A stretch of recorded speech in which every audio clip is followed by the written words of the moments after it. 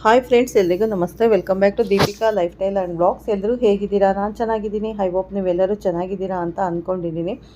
Please friends, ಈ ವಿಡಿಯೋನ ಫಸ್ಟಿಂದ ಕೊನೆವರೆಗೂ ಸ್ಕಿಪ್ ಮಾಡದೆ ನೋಡಿ. ನಿಮ್ಗೆ ಇಷ್ಟ ಆದರೆ ಲೈಕ್ ಮಾಡಿ, ಶೇರ್ ಮಾಡಿ. ಹಾಗೆ ಹೊಸದಾಗಿ ನೋಡೋರು ನಮ್ಮ ಚಾನಲ್ಗೆ ಸಬ್ಸ್ಕ್ರೈಬ್ ಮಾಡ್ಕೊಳ್ಳಿ. ಪಕ್ಕದಲ್ಲಿರೋ ಬೆಲ್ ಐಕನ್ ಕ್ಲಿಕ್ ಮಾಡಿ.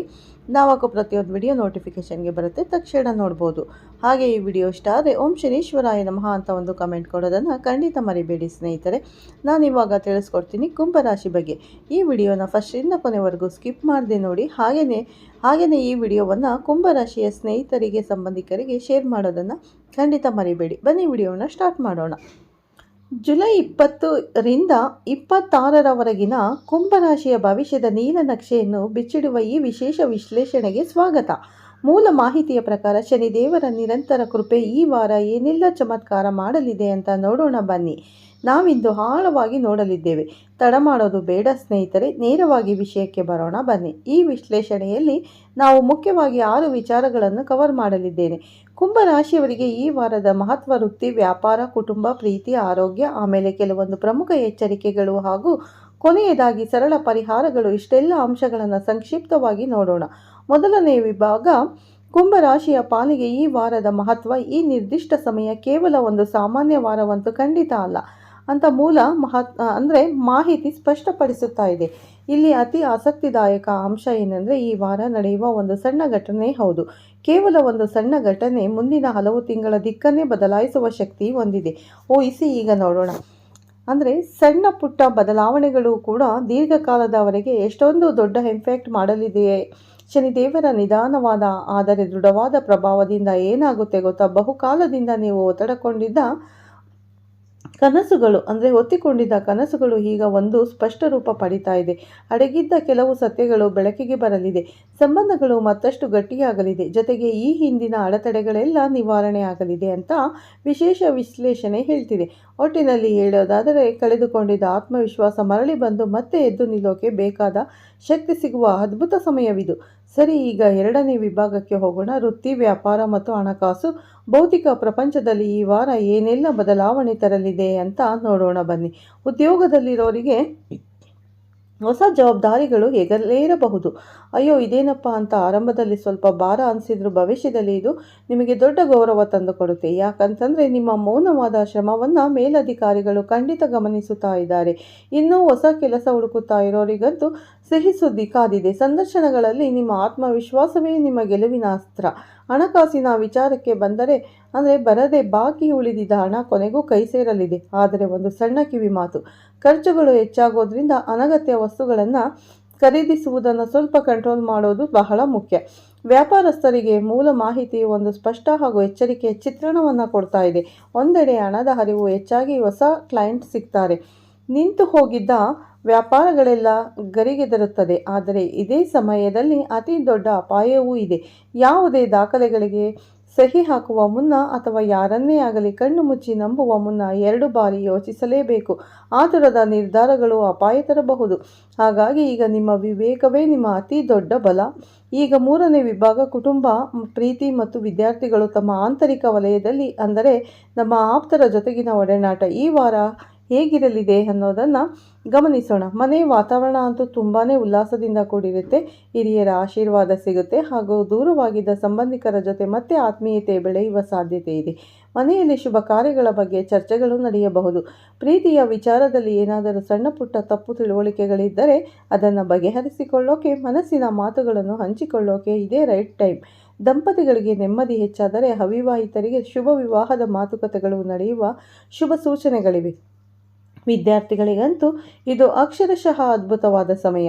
ಓದಿನಲ್ಲಿ ಏಕಾಗ್ರತೆ ಸಖತ್ತಾಗಿರುತ್ತೆ ಸ್ನೇಹಿತರೆ. ಎಷ್ಟೇ ಟಫ್ ಸಬ್ಜೆಕ್ಟ್ ಇದ್ದರೂ ಅದು ಈಗ ಸುಲಭವಾಗಿ ತಲೆಗೆ ಹೋಗುತ್ತೆ. ಸ್ಪರ್ಧಾತ್ಮಕ ಪರೀಕ್ಷೆಗಳಿಗೆ ರೆಡಿ ಆಗ್ತಿರುವವರಿಗಂತೂ ಇದು ನಿಜಕ್ಕೂ ಬಂಗಾರದಂತಹ ಕಾಲ. ಪ್ರತಿದಿನದ ಕಠಿಣ ಅಭ್ಯಾಸ ಹಾಗೂ ಗುರುವಿನ ಮಾರ್ಗದರ್ಶನವನ್ನು ಪಾಲಿಸಿದರೆ ಖಂಡಿತ ನಿರೀಕ್ಷೆಗೂ ಮೀರಿದ ಅದ್ಭುತ ರಿಸಲ್ಟ್ ಪಡೆಯಬಹುದು. 4ನೇ ವಿಭಾಗ, ಆರೋಗ್ಯ ಮತ್ತು ಆಧ್ಯಾತ್ಮಿಕ ಒಲವು. ದೇಹ ಮತ್ತು ಮನಸ್ಸಿನ ಕನೆಕ್ಷನ್ ಈ ವಾರ ಹೇಗಿದೆ ಅಂತ ನೋಡೋಣ. ಸಾಮಾನ್ಯವಾಗಿ ನಿಮ್ಮ ಆರೋಗ್ಯ ಉತ್ತಮವಾಗಿಯೇ ಇರುತ್ತೆ. ಆದರೂ ಕೆಲವೊಂದು ಮುನ್ನೆಚ್ಚರಿಕೆಗಳು ಬೇಕೇ ಬೇಕು. ದೇಹದ ಆಯಾಸನೋ ಅಥವಾ ನಿದ್ದೆಗಿಡೋದನ್ನು ದಯವಿಟ್ಟು ಇಗ್ನೋರ್ ಮಾಡಬೇಡಿ. ಟೈಮ್ಗೆ ಸರಿಯಾಗಿ ಊಟ ಮಾಡೋದು, ಚೆನ್ನಾಗಿ ನೀರು ಕುಡಿಯೋದು ಬಹಳ ಮುಖ್ಯ.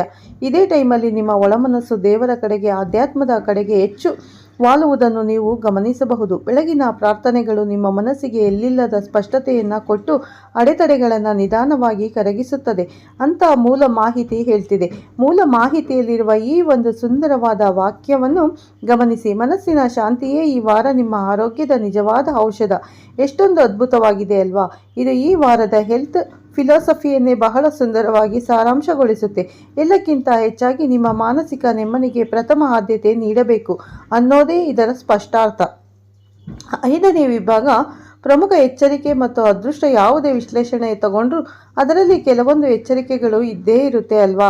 ಅವೇನು ಅಂತ ನೋಡೋಣ. ಕುಂಭ ರಾಶಿಯವರು ಈ ವಾರ ಪಾಲಿಸಬೇಕಾದ ಅತಿ ಮುಖ್ಯವಾದ ವಾರ್ನಿಂಗ್ ಏನಂದರೆ, ಯಾರದ್ದೋ ಮಾತು ಕೇಳಿ ಅಥವಾ ವದಂತಿಗಳನ್ನು ನಂಬಿ ದಯವಿಟ್ಟು ಕೋಪ ಮಾಡ್ಕೋಬೇಡಿ. ಸುಳ್ಳು ಹರಡುವವರಿಂದ ಆದಷ್ಟು ದೂರ ಇರಿ. ಪ್ರತಿಯೊಂದನ್ನು ನೀವೇ ಖುದ್ದಾಗಿ ಪರಿಶೀಲಿಸಿ. ಆ ಥರ ಬಿದ್ದು ನಿರ್ಧಾರ ತಗೊಂಡ್ರೆ ಆಮೇಲೆ ಪಶ್ಚಾತ್ತಾಪ ಪಡಬೇಕಾಗಿ ಬರಬಹುದು. ಎಲ್ಲಕ್ಕಿಂತ ಮುಖ್ಯವಾಗಿ ನಿಮ್ಮ ಫ್ಯೂಚರ್ ಪ್ಲಾನ್ ಏನಾದರೂ ಇದ್ದರೆ ಅದನ್ನು ಸೀಕ್ರೆಟ್ ಆಗಿ ಇಡಿ. ಹೌದು, ಈ ವಾರ ನಿಮ್ಮ ಮೌನವೇ ನಿಮಗೆ ಅತಿದೊಡ್ಡ ರಕ್ಷಾ ಕವಚ. ಈ ಎಚ್ಚರಿಕೆಗಳನ್ನು ಬ್ಯಾಲೆನ್ಸ್ ಮಾಡೋಕ್ಕೆ ವಿಶ್ಲೇಷಣೆಯು ಕೆಲವು ನಿರ್ದಿಷ್ಟ ಅದೃಷ್ಟದ ಅಂಶಗಳನ್ನು ಕೂಡ ಕೊಟ್ಟಿದೆ. ಗಾಢ ನೀಲಿ ಬಣ್ಣ, 8ನೇ ಸಂಖ್ಯೆ, ಶನಿವಾರ ಮತ್ತು ಪಶ್ಚಿಮ ದಿಕ್ಕು ಇವೆಲ್ಲವೂ ಒಟ್ಟಾಗಿ ಈ ವಾರವಿಡೀ ನಿಮ್ಮ ಕಡೆಗೆ ಪಾಸಿಟಿವ್ ಎನರ್ಜಿಯನ್ನು ಅಟ್ರಾಕ್ಟ್ ಮಾಡೋಕ್ಕೆ ಸಹಾಯ ಮಾಡಲಿವೆ ಸ್ನೇಹಿತರೆ. ಕೊನೆಯದಾಗಿ 6ನೇ ವಿಭಾಗ ಸರಳ ಪರಿಹಾರ ಮತ್ತು ಮುಕ್ತಾಯ. ನೆಮ್ಮದಿ ಮತ್ತು ಯಶಸ್ಸಿಗಾಗಿ ನಾವು ಏನೆಲ್ಲ ಮಾಡಬಹುದು ಅಂತ ಈಗ ತಿಳಿಯೋಣ. ಉತ್ತಮ ಫಲಿತಾಂಶಗಳಿಗಾಗಿ ಕೆಲವು ಆಧ್ಯಾತ್ಮಿಕ ಅಭ್ಯಾಸಗಳನ್ನು ರೂಢಿಸಿಕೊಳ್ಳುವುದು ಬಹಳ ಒಳ್ಳೆಯದು. ಶನಿವಾರ ಬೆಳಗ್ಗೆ ಅಥವಾ ಸಂಜೆ ಶನಿದೇವರಿಗೆ ಎಳ್ಳೆಣ್ಣೆಯ ದೀಪ ಹಚ್ಚೋದು, ಕಪ್ಪು ಎಳ್ಳನ್ನು ದಾನ ಮಾಡೋದು ಅಥವಾ ಅಗತ್ಯವಿರುವವರಿಗೆ ಅನ್ನದಾನ ಮಾಡೋದು ತುಂಬಾ ಶ್ರೇಷ್ಠ. ಇದರ ಜೊತೆಗೆ ಓಂ ಶಂ ಶನೀಶ್ವರಾಯ ನಮಃ ಅನ್ನೋ ಮಂತ್ರವನ್ನು 108 ಬಾರಿ ಜಪಿಸುವುದು. ಈ ಚಿಕ್ಕ ಭಕ್ತಿಪೂರ್ವಕ ಕ್ರಮಗಳು ಖಂಡಿತವಾಗಿಯೂ ನಿಮ್ಮ ಜೀವನದಲ್ಲಿ ನೆಮ್ಮದಿ ಮತ್ತು ಶುಭ ಫಲಗಳನ್ನು ತರಲಿದೆ. ಈ ವಾಕ್ಯವನ್ನು ಸ್ವಲ್ಪ ಆಳವಾಗಿ ಅರ್ಥ ಮಾಡಿಕೊಳ್ಳಿ. ಕಷ್ಟಗಳು ಬರೋದು ಮನುಷ್ಯರನ್ನು ವೀಕ್ ಮಾಡೋಕ್ಕಲ್ಲ, ಬದಲಿಗೆ ಇನ್ನಷ್ಟು ಸ್ಟ್ರಾಂಗ್ ಮಾಡೋಕೆ. ಭಯವನ್ನು ಬಿಟ್ಟು ಬಿಡಿ, ಧೈರ್ಯವನ್ನು ಅಪ್ಕೊಳ್ಳಿ. ಪ್ರತಿಯೊಂದು ಘಟನೆಗೂ ಒಂದು ಅರ್ಥ ಇರುತ್ತೆ ಅಂತ ಈ ಮೂಲ ಪಾಠ ನಮಗೆ ನೆನಪಿಸುತ್ತೆ. ನಮ್ಮೊಳಗಿನ ಡೌಟ್ಸ್ ಎಲ್ಲ ಬಿಟ್ಟು ನಂಬಿಕೆಯಿಂದ ಮುಂದೆಡೆ ಇಟ್ಟರೆ ಹೊಸ ಎತ್ತರವನ್ನು ತಲುಪುವುದು ಅಲ್ಲಿ ಯಾವುದೇ ಅನುಮಾನ ಇಲ್ಲ. ಅಂತಿಮವಾಗಿ ನಿಮ್ಮೆಲ್ಲರನ್ನು ಯೋಚನೆ ಹಚ್ಚುವಂಥ ಒಂದು ಪ್ರಶ್ನೆ ಎಲ್ಲಿದೆ? ಈ ವಾರದ ಸವಾಲುಗಳನ್ನು ನೀವು ಕೇವಲ ಅಡೆತಡೆಗಳಾಗಿ ನೋಡ್ತೀರಾ ಅಥವಾ ನಿಮ್ಮ ಬಲಿಷ್ಠ ಭವಿಷ್ಯದ ಮೆಟ್ಟಿಲುಗಳಾಗಿ ಬಳಸಿಕೊಳ್ತೀರಾ? ಬ್ರಹ್ಮಾಂಡ ಒಂದು ನೀಲ ನಕ್ಷೆಯನ್ನು ಕೊಡುತ್ತೆ, ಆದರೆ ಅದರ ಮೇಲೆ ನಮ್ಮ ಭವಿಷ್ಯವನ್ನು ಹೇಗೆ ನಿರ್ಮಿಸ್ಕೋಬೇಕು ಅನ್ನೋದು ಸಂಪೂರ್ಣವಾಗಿ ನಮ್ಮ ಕೈಯಲ್ಲೇ ಇದೆ ಸ್ನೇಹಿತರೆ, ಅಲ್ವಾ? ಈ ವಿಶ್ಲೇಷಣೆ ನಿಮಗೆಲ್ಲ ಉಪಯುಕ್ತವಾಗಿದೆ ಅಂತ ಭಾವಿಸ್ತೀನಿ. ಮತ್ತೊಂದು ಇಂಟ್ರೆಸ್ಟಿಂಗ್ ವಿಚಾರದೊಂದಿಗೆ ಮತ್ತೆ ಸಿಗ್ತೀನಿ ಸ್ನೇಹಿತರೆ, ಸಿಗೋಣ. ನೋಡಿದ್ರಲ್ಲ, ಈ 3 ದಿನಗಳಲ್ಲಿ ಯಾವ ಎಚ್ಚರಿಕೆ ಕ್ರಮಗಳನ್ನು ನೀವು ಪಾಲಿಸಬೇಕು ಅನ್ನೋ ಸಂಪೂರ್ಣ ಮಾಹಿತಿನ ಈ ವಿಡಿಯೋದಲ್ಲಿ ತಿಳಿಸಿಕೊಟ್ಟಿದ್ದೇನೆ. ಅಂದರೆ ಜುಲೈ 20, 21, 22 ತಾರೀಕಿನಂದು ಈ 3 ದಿನಗಳಲ್ಲಿ ಈ ಎಚ್ಚರಿಕೆ ಕ್ರಮಗಳನ್ನು ಅನುಸರಿಸಿದರೆ ತುಂಬಾ ಒಳ್ಳೆಯದಾಗುತ್ತೆ ಕುಂಭರಾಶಿಯವರಿಗೆ ಅಂತ ಹೇಳ್ತಾ ಈ ವಿಡಿಯೋನ ಮುಗಿಸ್ತೀನಿ ಸ್ನೇಹಿತರೆ. ಪ್ಲೀಸ್ ಈ ವಿಡಿಯೋನ ಫಸ್ಟಿಂದ ಕೊನೆವರೆಗೂ ಸ್ಕಿಪ್ ಮಾಡದೆ ನೋಡಿ ಅಂತ ಕೇಳ್ಕೊತೀನಿ. ನಿಮ್ಗೆ ಇಷ್ಟ ಆದರೆ ಲೈಕ್ ಮಾಡಿ, ಶೇರ್ ಮಾಡಿ. ಹಾಗೆ ಹೊಸದಾಗಿ ನೋಡೋರು ಫಸ್ಟು ನಮ್ಮ ಚಾನಲ್ಗೆ ಸಬ್ಸ್ಕ್ರೈಬ್ ಮಾಡ್ಕೊಳ್ಳಿ ಮತ್ತು ಪಕ್ಕದಲ್ಲಿರೋ ಬೆಲ್ಲೈಕನ್ ಕೂಡ ಕ್ಲಿಕ್ ಮಾಡಿ. ನಾವು ಹಾಕೋ ಪ್ರತಿಯೊಂದು ವಿಡಿಯೋ ನೋಟಿಫಿಕೇಷನ್ಗೆ ಬರುತ್ತೆ, ತಕ್ಷಣ ನೋಡ್ಬೋದು. ಹಾಗೆ ನೀವಿನ್ನೂ ಹೊಸಬರಾಗಿದ್ದರೆ ನಮ್ಮ ಚಾನಲ್ಗೆ ಫಸ್ಟು ನಮ್ಮ ಚಾನಲನ್ನು ಸಬ್ಸ್ಕ್ರೈಬ್ ಮಾಡಿ, ಪಕ್ಕದಲ್ಲಿರೋ ಬೆಲ್ಲೈಕನ್ನನ್ನು ಕ್ಲಿಕ್ ಮಾಡಿ ಸ್ನೇಹಿತರೆ.